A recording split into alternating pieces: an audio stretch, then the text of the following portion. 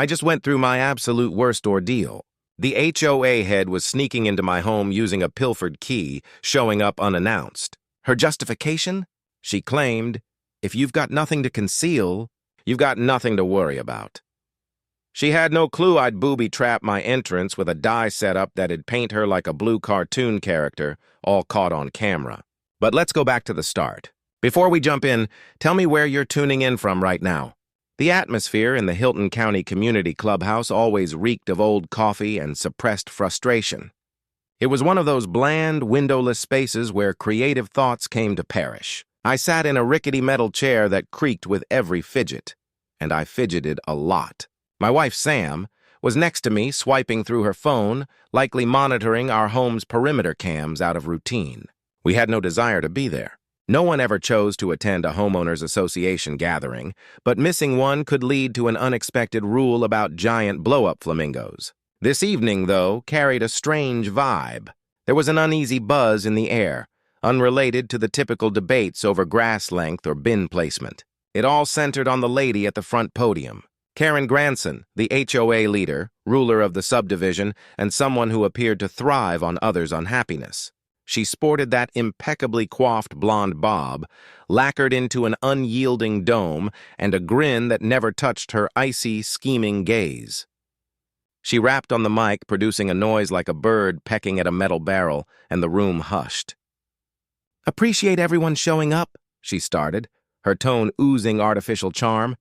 "We've got several topics tonight, but I'd like to kick off with a fresh program for neighborhood security and maintaining home values." I elbowed Sam lightly. "Here it comes," I whispered. "Get ready for the Neighborhood Enhancement Police State." Sam offered a small grin, eyes glued to her display. Karen cleared her throat, brandishing a clipboard as if it were holy scripture. "Given the latest complaints about messy storage and possible safety risks, the board is suggesting a new regulation. Bylaw 7C, Regular Garage Condition Assessments." Karen beamed. "Adherence isn't up for debate in my area." A puzzled hum spread among the roughly 30 residents squeezed into the space. My neighbor, a burly fellow named Dave who worked in meats, lifted a trembling hand. "What exactly does that entail, Karen?" Karen smiled at him like a hunter eyeing easy prey. "Great inquiry, David. It involves a board-approved inspector performing a quick planned review of every garage quarterly to confirm it meets our guidelines. No overload of junk, no unauthorized changes, no hidden side gigs." My temper began to bubble. It was that familiar slow burn I recognized all too well, the one that hit just before my words landed me in hot water. This wasn't truly about protection. It was about control. Karen craved authority, and the spot she couldn't dominate was inside our shut doors. She aimed to force them open, equipped with her board and a patronizing smirk. My arm shot up before I'd fully decided to speak. Karen's stare fixed on me, her smile stiffening a bit. She recognized me. John Winters, the resident at 114 who'd grown veggies in his yard until she ticketed him for unauthorized farming. The one who'd chosen a front door hue one shade off the sanctioned colors. I was a nuisance to her, and I believe we both relished the friction. "Yes, Mr. Winters," she said, stressing the title to make me seem like a kid in detention. "I have a point," I declared, my volume higher than planned. Actually, it's a declaration. The response is no. The whispers ceased. You could hear the outdated AC clattering away. Karen's expression went neutral. "Pardon?" she replied, her sweetness fading. "I'm not clear on what you're responding to." "It's not an inquiry," I shot back, rising to my feet. "I'm a sturdy man, not overweight, just built, and standing tall in that cramped area made an impact. You're suggesting you or your lackeys can enter my private space, my garage, my residence? And I'm stating flat out no. You're not stepping into my garage. Not every few months, not at all." I scanned the room. A couple folks nodded subtly, avoiding her gaze. Most examined their footwear, praying to stay invisible. They were intimidated. Karen had bankrupted people with fines for minor infractions. She emitted a brief, cutting chuckle. "Mr. Winters, this isn't a personal favor. It's a suggested rule for the benefit of the whole group. If you've nothing to hide, you've nothing to fear." That cliché, that worn-out phrase ignited me. "Oh, I'm not scared, Karen," I responded, my tone shifting to that deep warning register Sam dubs my "don't mess with me" voice. I'm simply guarding my territory, my seclusion, and my entitlement to keep a minor despot with a notepad out of my affairs. My garage holds my vehicle, my gear, and my stuff. It's not part of your tiny empire." The term despot lingered. Someone inhaled sharply. For a flash, Karen's features twisted in raw anger. Then she composed herself, adopting a sympathetic mask. "I'm regretful you see it that way," she stated, her voice now frosty. "But the group's requirements surpass one person's odd whims. We'll proceed to vote on Bylaw 7C. Naturally, it succeeded. Her pair of board allies voted affirmatively, and a few frightened owners joined in. Most sat out, which counted as approval. I remained standing, observing. Sam pulled at my arm. "Let's head out, John." I stayed put. I eyed Karen as she collected her documents, a smug little grin on her face. She stared straight at me from across the room, and that grin broadened. It wasn't amicable. It wasn't forgiving. It was a vow of conflict. I'd openly challenged her. I'd exposed her. And in Karen Granson's realm, that equaled war. We exited the clubhouse into the chilly evening breeze. The lamps of our serene suburb seemed to hum with fresh threat. "You truly went for it this time," Sam remarked, but without anger. She gripped my hand. "I'll amp up the home network defenses once we're back." I nodded, clenching my teeth. I'd triumphed in the verbal skirmish, but I sensed I'd ignited a larger fight, and Karen wasn't finished. The issue wasn't if she'd strike back, but how and when the initial blow would hit. The period following the HOA session was eerily calm, unnaturally so. It was the sort of hush that weighs on you, like the atmosphere preceding a storm. I caught myself peering at the road more often, peeking through windows at every passing vehicle. I had this nagging feeling of being observed, a tingle on my nape I couldn't dismiss. Sam labeled it overcaution. I called it sensible wariness. Karen Granson wasn't one to ignore a public affront. She was a strategist, a plotter. She'd make her play, and I aimed to spot it early. It began with minor nuisances. A parcel listed as arrived, yet absent from our steps. The daily newspaper, which I still subscribed to as a traditionalist, ended up in the shrubs. Trivial irritations designed to signal she was on my mind. "She's messing with your head," Sam commented one night, glancing up from her computer. Her living room spot was a tangle of displays and wires. She handled remote work in cybersecurity, and our place boasted a virtual shield that could fend off a minor invasion. "She's aiming to rattle you?" "It's succeeding," I muttered, gazing at the impeccably trimmed yard opposite ours. "It seems like she's constantly lurking." Sam's hands danced over her keys. "Well, let's verify." She accessed the streams from the 4 outdoor cams she'd set up upon our arrival. One overlooked the entry, one the drive, and 2 the flanks. She fast rewound the recordings from the last 3 days, and sure enough, there it was. Karen's spotless white SUV. It rolled by our place 4 times Monday, 6 on Tuesday. Once it idled at the cul-de-sac's edge for a solid 20 minutes before leaving. She wasn't merely driving through. She was surveilling us. "All right, so I'm not imagining things," I said, a chill settling in my gut. "This is harassment."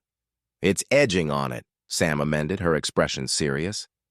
"But it's clearly aimed at us." We reviewed more hours of drives. Then another detail grabbed my attention. It was a clip from the prior day, early afternoon. An unfamiliar guy strolled along the path. He wasn't acting odd, just strolling.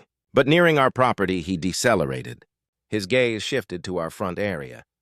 He appeared to inspect the gas meter by the house side. He lingered briefly, then continued. "Who is that?" I questioned. Sam enlarged the view, but it was too blurry for a good facial ID. "No idea. Could be anybody, but it seemed off. Why fixate on our meter?" And then realization struck like a cold shock. My thoughts raced back 3 weeks. We'd gotten a fresh AC system put in. The workers were around for 2 days. To let them in while we were away, they'd attached one of those small contractor safes to the gas line with a duplicate front door key inside. They were meant to retrieve it, but forgot. I'd totally overlooked it. "The safe box," I murmured, voice low. I was already in motion, snatching a light from the kitchen and rushing to the side exit. "John, what's wrong?" Sam shouted. "The key!" I hollered. I wrestled with the gate latch and dashed to the house front, pulse racing. The small gray safe still dangled from the pipe. It appeared undisturbed. I entered the combo from the installers. The front flipped open, empty. The extra key vanished. New scratch marks marred the safe's front. Amateurish job by someone skilled. I froze in the shadows, the light beam trembling. It all connected. Karen's monitoring, the odd man eyeing the house side. She hadn't sent him to scare me. She'd commissioned him to crack that flimsy box, snag our key, and likely duplicate it. He'd have replaced the original, and we'd be none the wiser. But something disrupted him, or he botched it. He simply swiped it. She possessed a key to my residence. The idea sickened me. My dwelling, my haven, the sole spot where my loved ones should feel secure, was vulnerable. My guardian mode surged, a blaze of fury and dread. This violated every boundary. It wasn't about rules or garage mess now. This was a straight assault on me. I charged back indoors, banging the door. "She has a key," I announced, voice quivering with wrath. That bastard grabbed the key from the box. Sam's complexion drained. She pivoted to her primary setup, hands flying. "The entry has a smart mechanism," she noted, tone strained with focus. "It records all accesses by key or code." She displayed a log of timestamps. "Look," she indicated. "Yesterday, 2:14 p.m., manual key try, unsuccessful." My veins iced. "Unsuccessful?" "The duplicate was flawed," she explained. "Or the copier was inept. It didn't engage." But she realizes now. She knows she requires a superior version. It wasn't comforting. It was an alert. She'd attempted entry. She'd been on my stoop, key in grasp, twisting it in my lock. She flopped this round, but Karen Granson didn't tolerate defeat. She'd return, and next time her key would function. We had to presume she already owned a functional one. The query of boundaries had been settled. No lines remained. The boundary was sketched, breached, and ground underfoot. Karen Granson attempting to invade my home was war. I refused to be defeated. The former John, the jaded man who craved solitude for barbecuing and sports, had vanished. In his stead was a self fueled by raw, fierce protectiveness. My abode was my stronghold, and its barriers had been pierced. Time to erect stronger barriers. Perhaps a symbolic ditch, stocked with something nasty for uninvited crossers. "All right," I stated, striding the floor like a trapped animal. "She has a key. We can swap the locks, but that's reactive. That's anticipating her play. I'm through with that." Sam was ahead, her visage lit by triple screens. "Lock changes first. Second is evidencing her involvement. We need ironclad proof. We need to nab her committing it."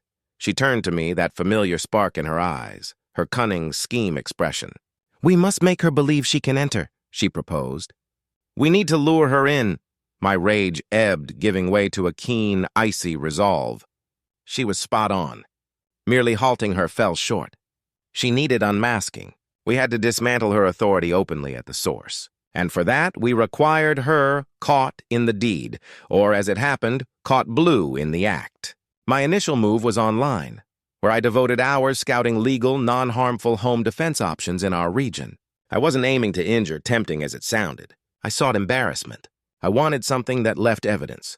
Something shouting, "I intruded where I shouldn't." I discovered it in a bank protection item. A potent, harmless, industrial-strength cloth colorant. It offered various garish hues, but I picked a strikingly bright electric blue. The specs assured it clung tenaciously to materials and flesh for days. Ideal. The following day, I hit the hardware shop, my basket loaded with odd supplies, a tiny plastic pail, fine monofilament line, some screw eyes, and a container of rinsable, safe cobalt tagging dye mix. No pigments. The clerk eyed me oddly. "Major craft endeavor?" he inquired. "Sort of," I replied. "Revamping the place." In my garage, my wholly unchecked garage, I set to building.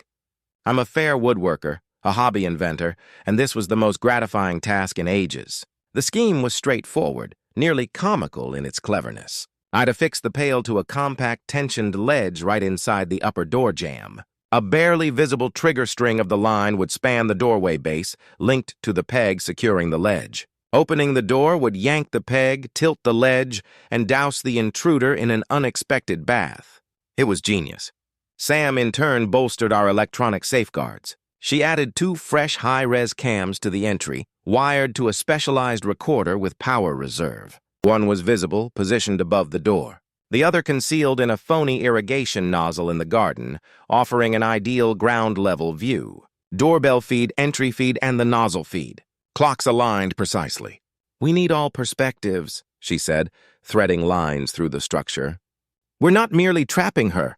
We're directing a film." The last element was the lawful side. I wasn't foolish. I knew rigging a device even harmless might skirt legality, so I protected myself. I created a large banner on thick white vinyl. In massive, vivid crimson text, it stated, "Private premises, no entry. All illegal intrusions forbidden and recorded. Offenders face non-deadly countermeasures." I secured it beside the door with 4 robust screws. It was hideous but unignorable. I also submitted a complaint to Hilton County Police and noted the file number on the fridge. No one could argue ignorance. With the setup ready and the warning displayed, the place transformed. It wasn't merely a house anymore. It was a bastion bracing for assault. We left the front lock unchanged. That was the lure.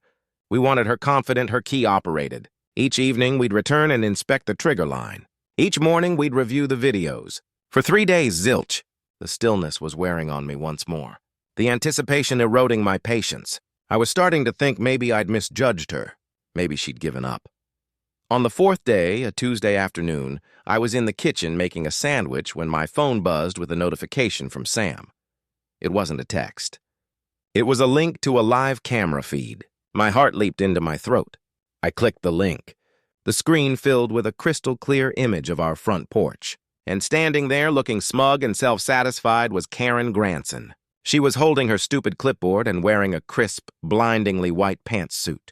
She looked left, then right, checking to see if anyone was watching. She didn't see the little black dome of the camera staring right at her. She didn't see the fake sprinkler head aimed at her feet. She reached into her purse and pulled out a key. My key. The trap was set. The cameras were rolling, and Her Majesty was about to step into my foyer trap. All we had to do now was wait for the splash. My hand was shaking so hard the phone screen blurred. I took a deep breath, leaning against the kitchen counter for support. This was it, the moment of truth. Sam sent a text message that just said, "Showtime."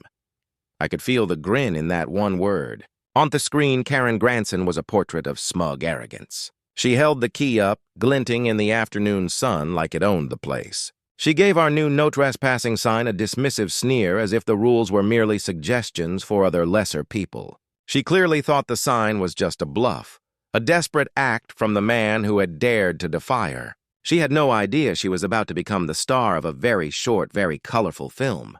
She slid the key into the lock. My heart hammered. What if the lock was sticky? What if the key didn't turn? But it did.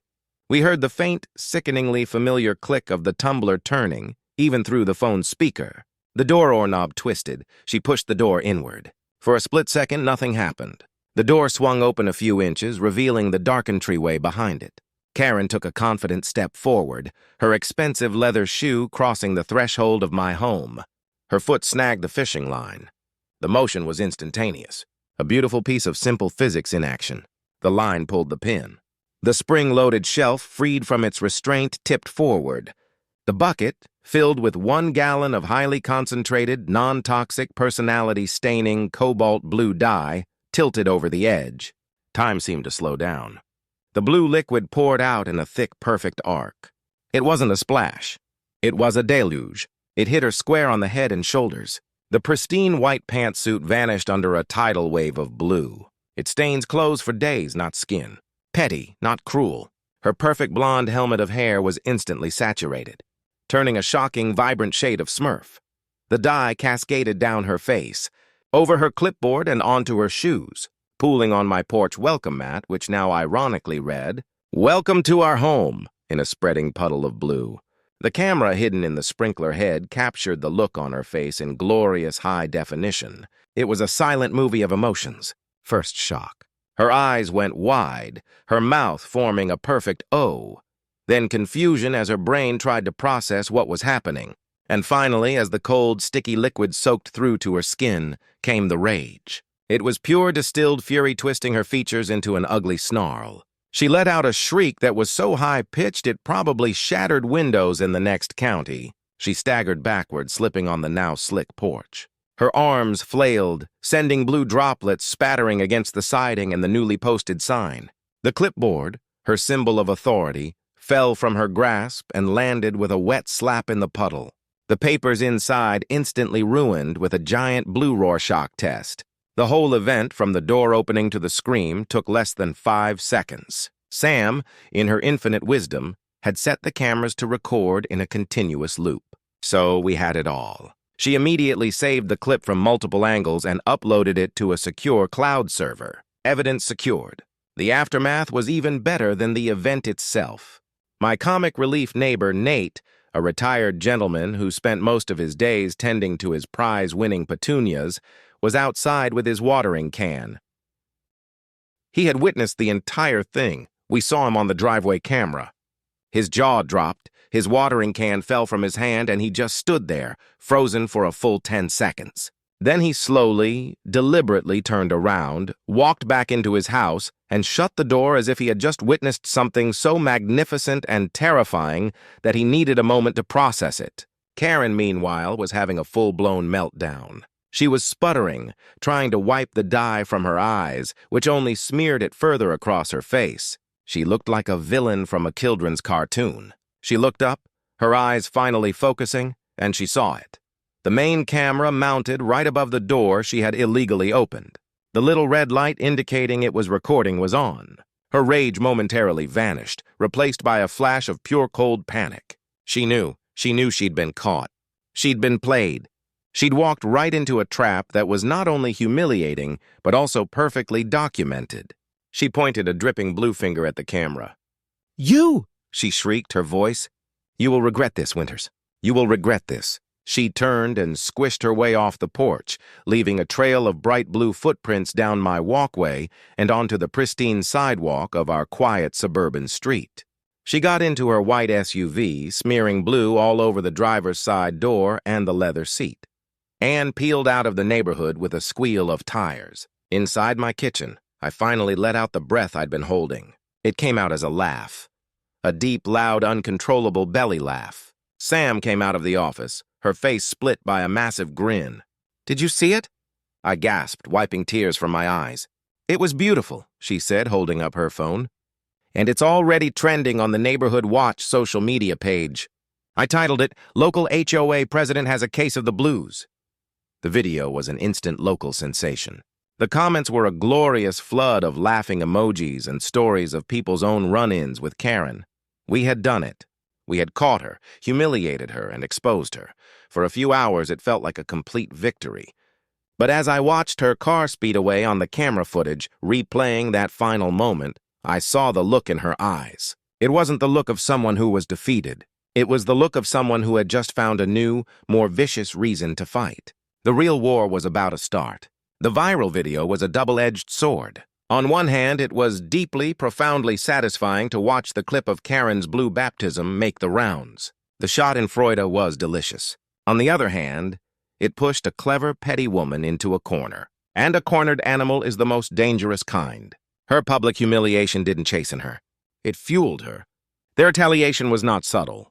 It was a blunt instrument of bureaucratic and physical intimidation designed to break us. The first volley came through the mail slot. It was a thick envelope from the Hilton County HOA. Inside was a stack of violation notices. There was a $500 fine for the unapproved alteration to the exterior color scheme referring to the blue dye splattered on our siding. There was a $750 fine for creating a hazardous condition on a common walkway for the blue footprints she had left. And my personal favorite, a $1,000 fine for harassment of a board member, which was so laughably false it would have been funny if the total bill hadn't been over $2,000. "She can't be serious," I said, fanning the papers out on the kitchen table. "This is insane. We have video proof she was trespassing." "It's not about being right, John," Sam said, her voice tight. "It's about making our lives hell. She'll bury us in paperwork and legal fees. She's using the HOA's money to fight us." That was just the start. Feral escalation came 3 nights later. It was just after midnight. The house was dark and quiet. Suddenly, everything went black. The lights, the television, the hum of the refrigerator, all gone. "A power outage!" I fumbled for my phone. It screened blindingly bright in the sudden darkness. I checked the neighborhood Utaj map. We were the only house on the street, the only house in a 5 mi radius without power. Before I could even process what that meant, a low hum started up from the basement, and the emergency light Sam had installed in the hallways flickered on. The backup generator had kicked in. Sam was already at her command center, which was now running on battery backups and the generator. The power line to the house was manually disconnected at the street box, she said, pointing to a diagram on her screen. Someone had to physically open the box and pull the breaker. The next morning, I called the power company. The cheerful woman on the phone told me there was a work order to disconnect our service. When I asked who authorized it, she said the request came from the property management company for our address, the HOA. I filed a fraud report. The utility locked our account to in-person ID only and flagged any future change requests. Karen had impersonated a property manager to have our power cut in the middle of the night. This was no longer petty.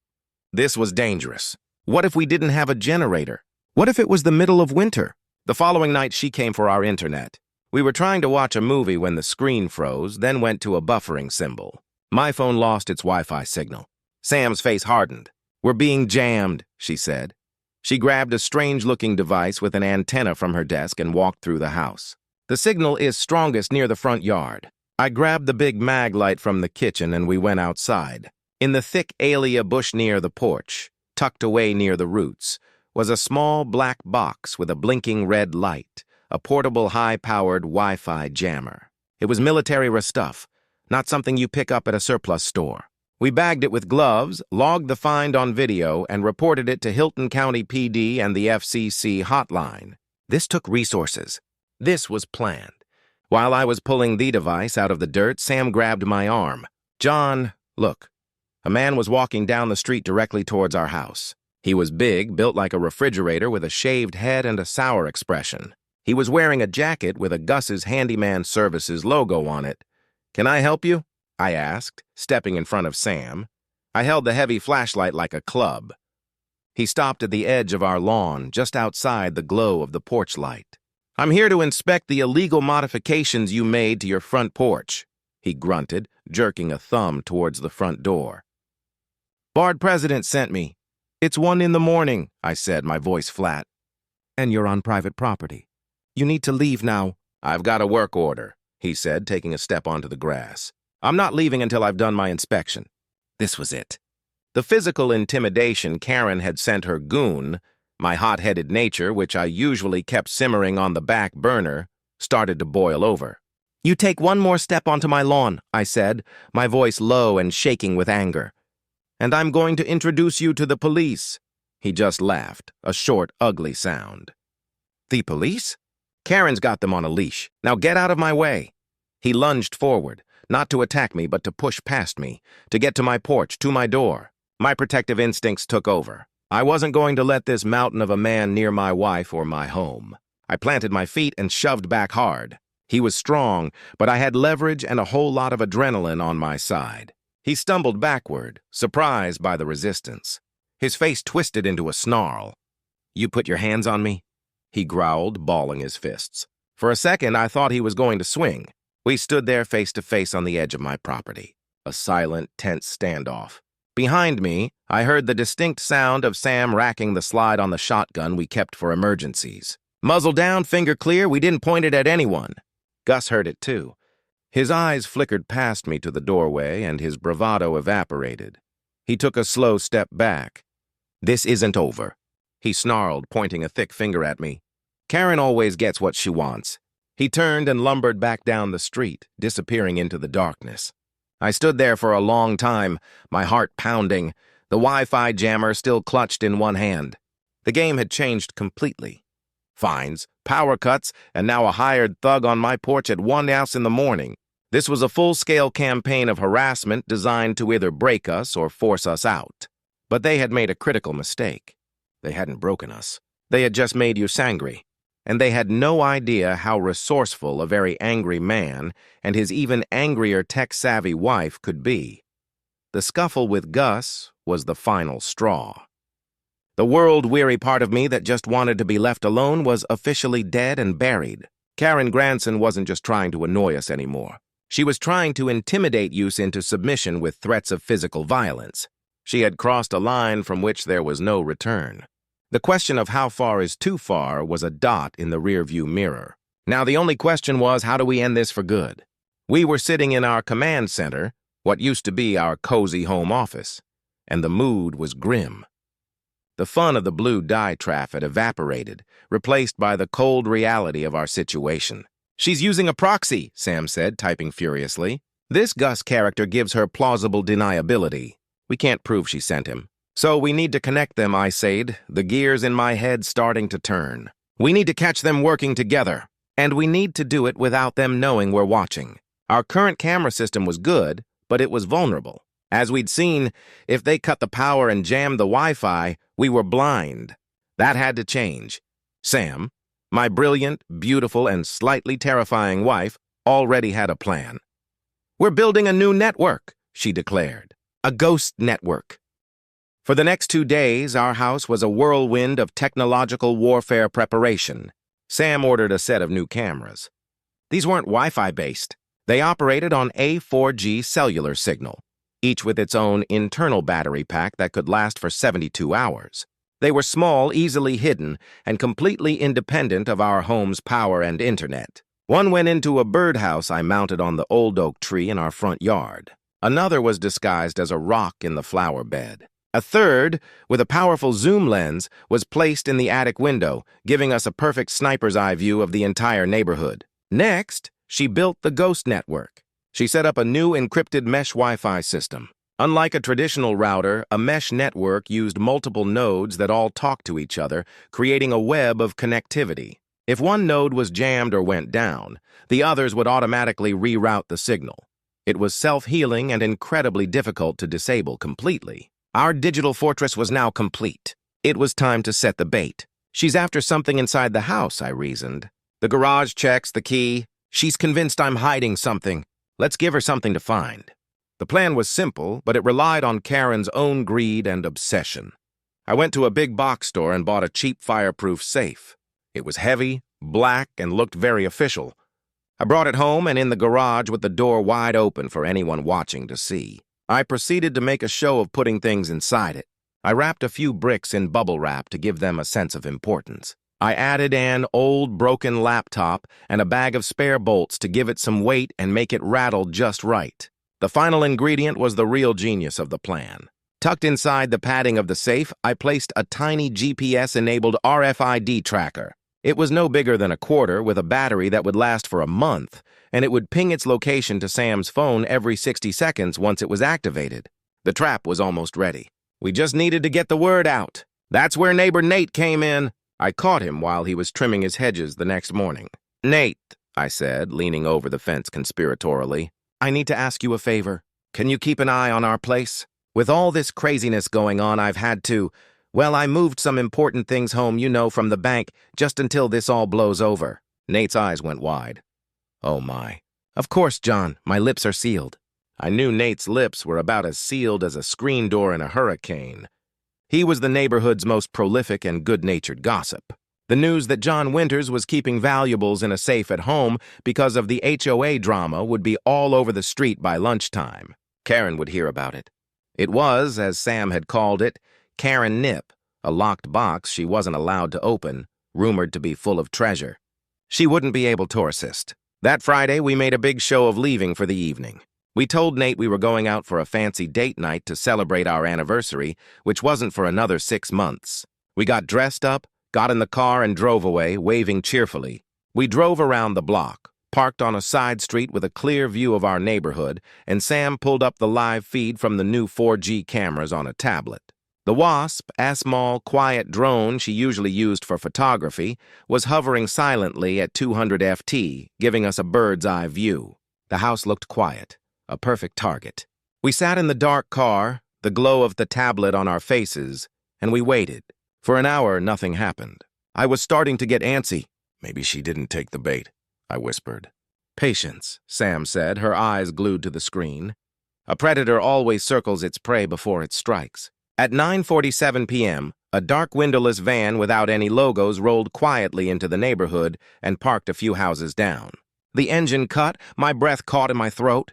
A minute later, the passenger door opened and a large figure emerged. Even in the grainy night vision of the camera, the man's lumbering gait was unmistakable. It was Gus. He moved quickly, sticking to the shadows, his eyes scanning the houses around him. He slipped into our backyard.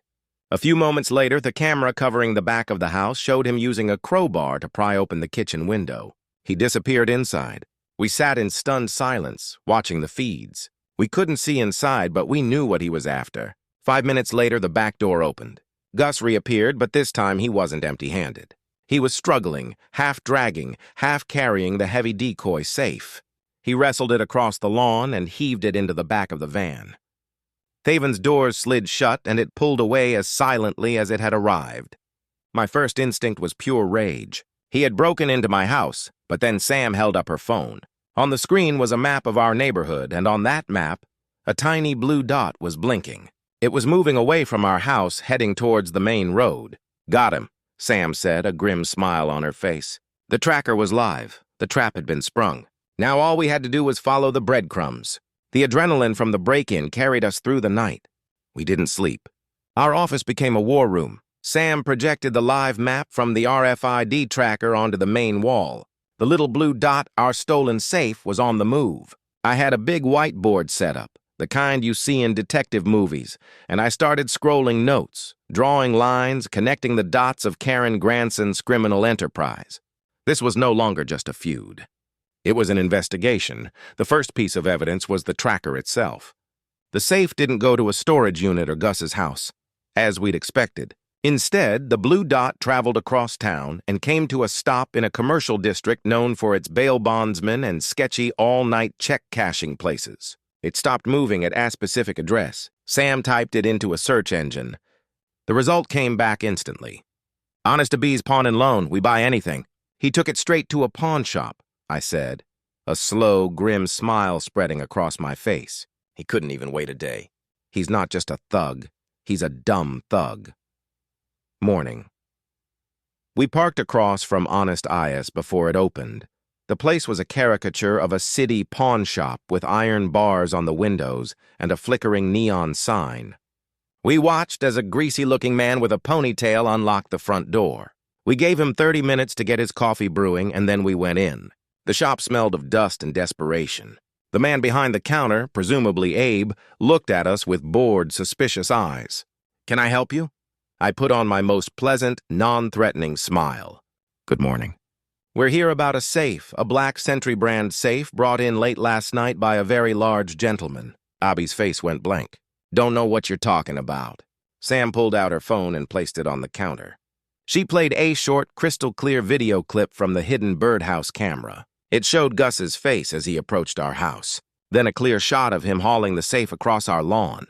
"This is a recording of a felony burglary," Sam said, her voice calm and professional. "That safe is our property, and it contains a GPS tracker that led us directly to your front door. Now you have two options. Option 1, you cooperate with us. We get our property back, and this problem goes away for you. Option 2, we walk out that door, call the Hilton County Police, and they come here with a warrant and security footage of you receiving stolen property. Your choice." Abe swallowed hard, his eyes darting from the phone back to our faces. He made the smart decision. He led us to the back room, and there it was, our decoy safe, sitting on a shelf next to a dusty saxophone and a collection of power tools. Abe logged a property receipt for the safe and burned his camera footage to a second drive for PD. It was beautiful. A clear shot of Gus dragging the safe in, and an even clearer shot of the cash transaction. We had him cold, but Gus was just the muscle. We needed to tie this directly to Karen. That's when Sam remembered the die trap video. We went home and pulled up the original high-resolution file. "Watch the clipboard," she said, zooming in on the exact moment the blue die hit Karen. We watched it in slow motion, frame by frame. The blue liquid didn't just hit her. It splattered everywhere, and Wes saw it. A clear, distinct spatter of cobalt blue landing right on the corner of the fancy leather-bound daily planner she was holding. It was a unique starburst-shaped stain. It was a fingerprint. "That's good," I said. "But how do we prove she still has it?" Sam grinned because our dear HOA president is a narcissist who loves social media. She pulled up the HOA's official Facebook page. It was a nauseating collection of photos of Karen cutting ribbons, planting petunias, and handing out oversized checks. Sam scrolled back through the posts from the last week. And there it was, a photo from a charity bake sale 2 days ago. We screen-saved the post with timestamp and URL hash for the case file. Karen was standing there, smiling her fake smile, and in her hand was the leather planner, and on the bottom right corner, partially obscured but still visible, was a familiar-looking starburst-shaped dark blue stain. We had her. The final piece was the human element. We had the digital and physical evidence, but we needed to show a pattern of behavior. We needed to prove that we weren't her only victims. I spent the next 2 days walking the neighborhood, knocking on doors and just talking to people. At first, no one wanted to speak. They were afraid of retaliation, of fines, of having their own power cut. But then I spoke to Mrs. Gable, a sweet elderly widow who lived on the next street over. When I told her what had happened to us, she burst into tears. She told me a story about how Karen had insisted on an attic insulation inspection last winter. Goosh had gone into her attic alone and discovered a host of dangerous code violations that had to be fixed immediately. He charged her $3,000 for a few hours of work that probably involved kicking some dust around. She was too scared and embarrassed to tell anyone. Mrs. Gable's story was the key. Once she agreed to write down what happened, others started to come forward. There was the young couple fined $1,000 because their toddler's tricycle was left on the driveway for 2 hours. There was the man who was forced to tear down a brand new deck because the stain he used was, according to Karen, too rustic. We gathered half a dozen signed notarized statements. We laid it all out on the whiteboard.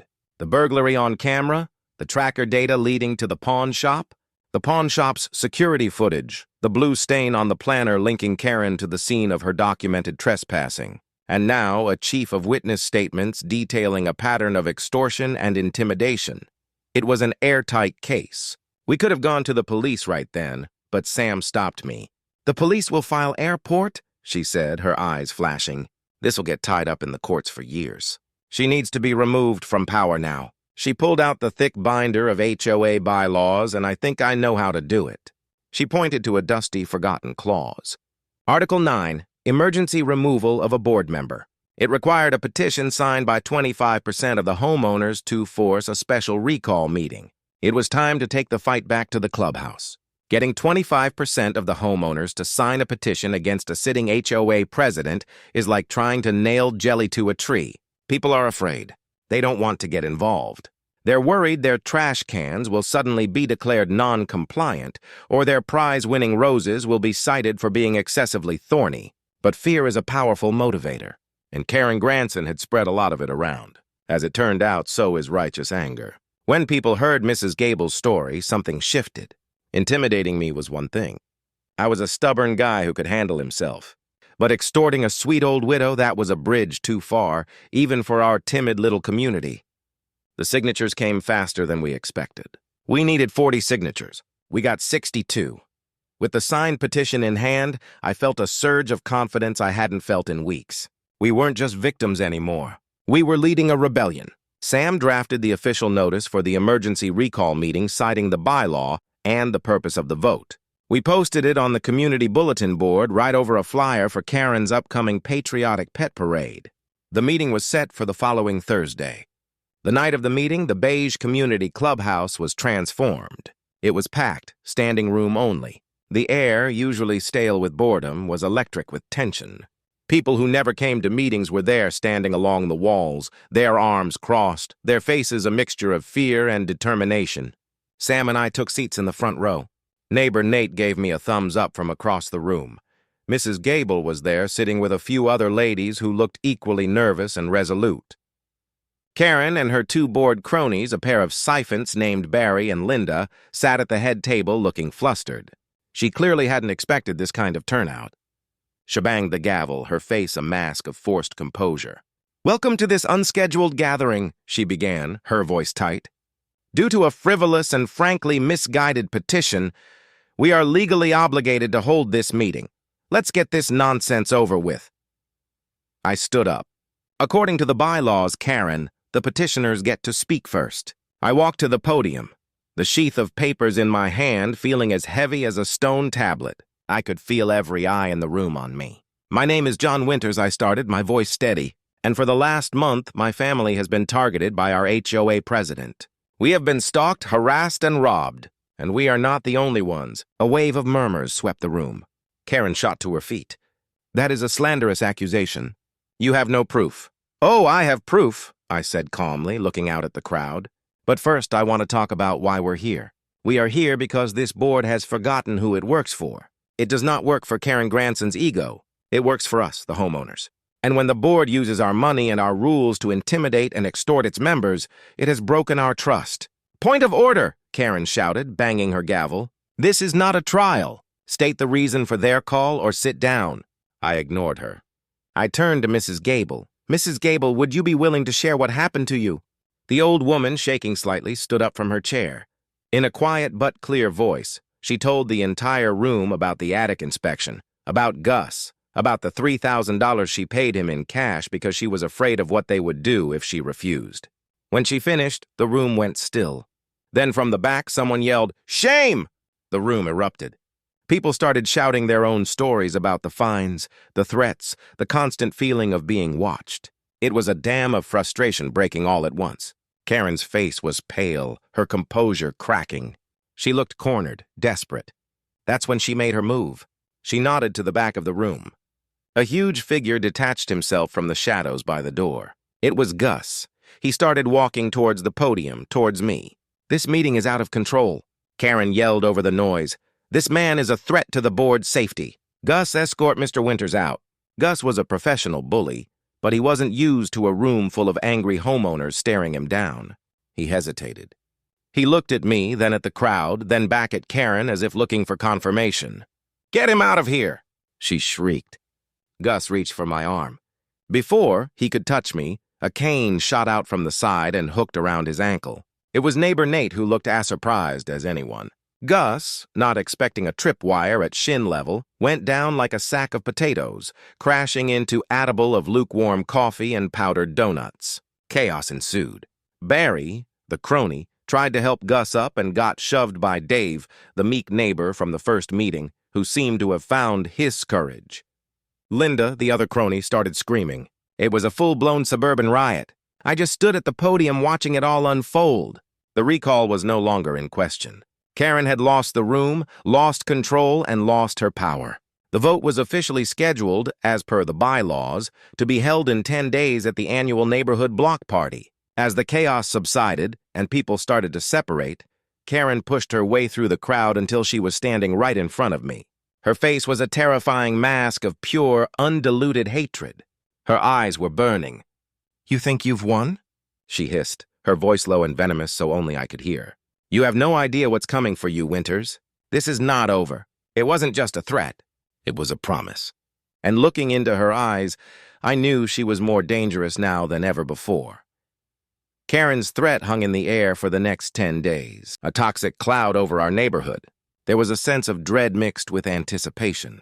The block party, usually a day of bouncy castles and friendly chatter, was now shaping up to be a full-blown showdown. We knew Karen wouldn't go down without a fight. Her threat wasn't just hot air.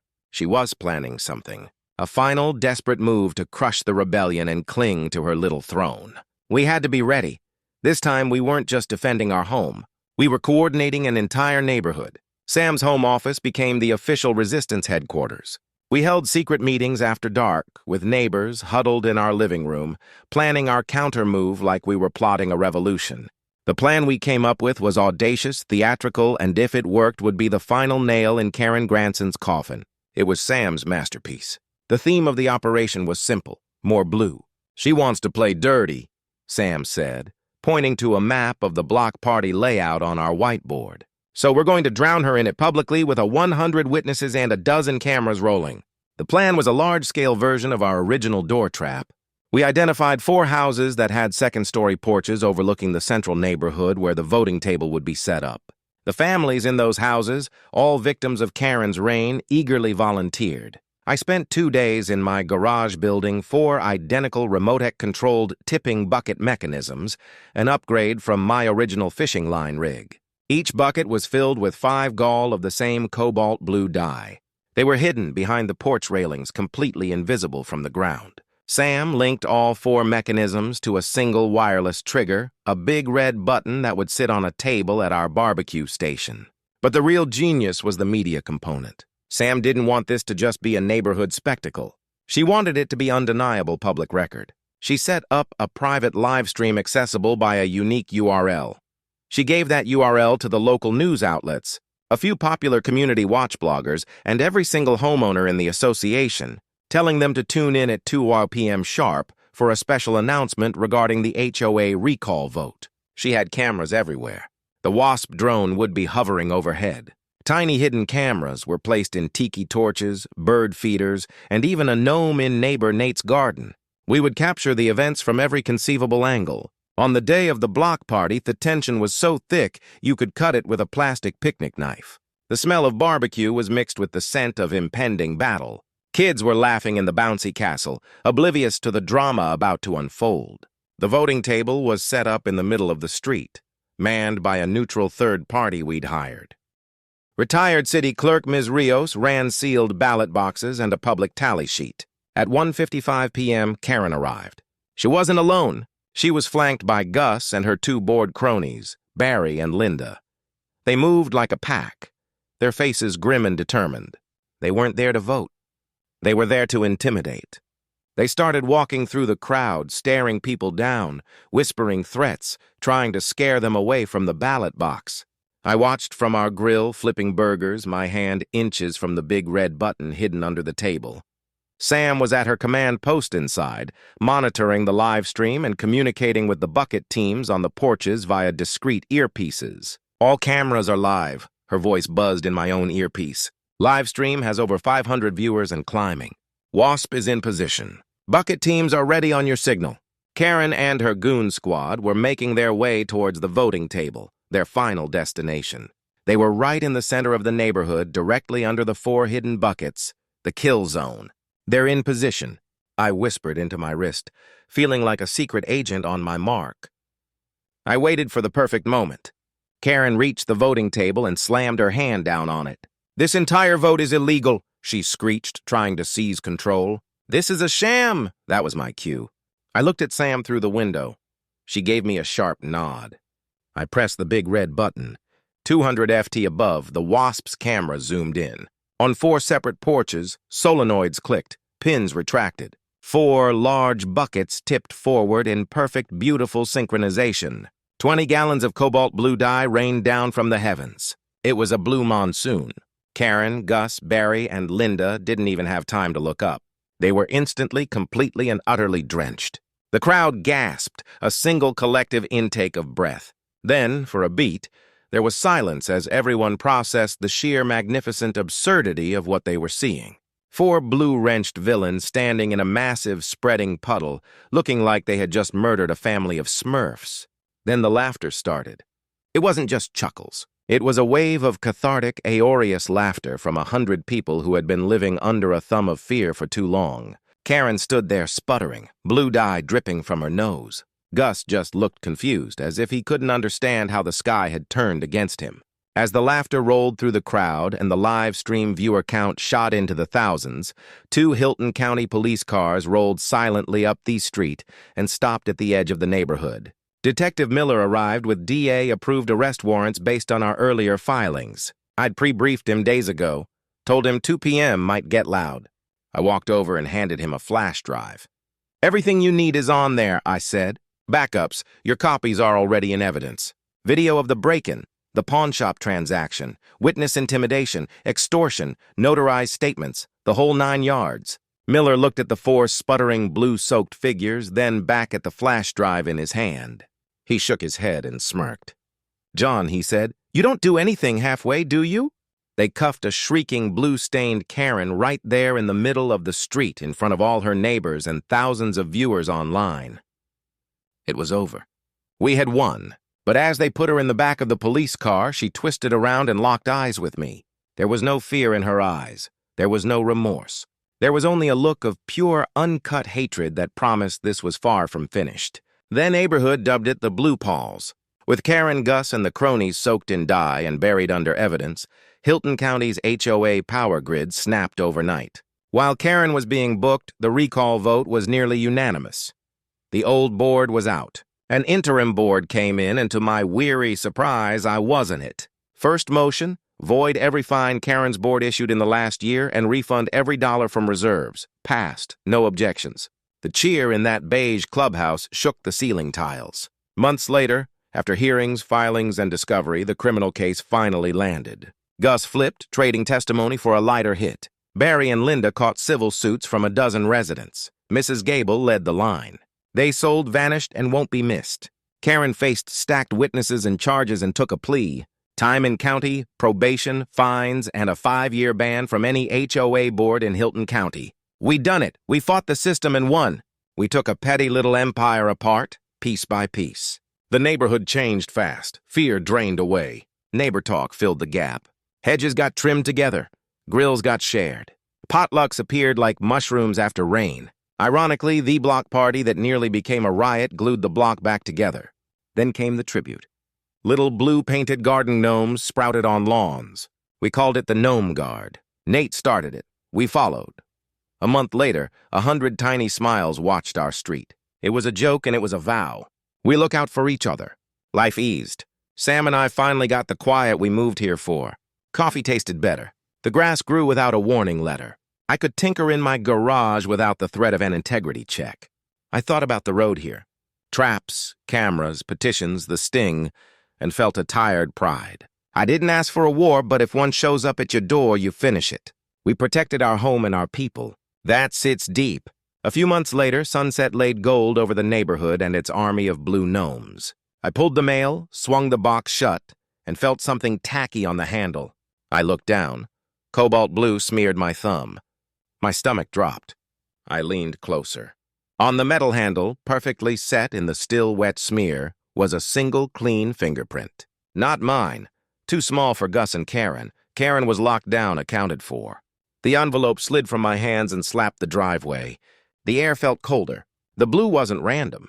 It was a message, a calling card. Somebody else had been here? Someone tied to the mess we thought we'd mopped up. Someone with access. We'd cut off the head but missed a fang. The war was over. We'd won the peace. The street felt healed, but that one cobalt prince said one more round might be waiting on the bell. I went inside. Sam was already at her desk, fast as a blink. "Mailbox cam," she said. We rolled it back frame by frame. She paused, zoomed, and tapped the screen. "That print wasn't accidental," she said. "It was placed." I looked at the row of tiny blue gnomes in our window's reflection, each one grinning in the last light. Game on.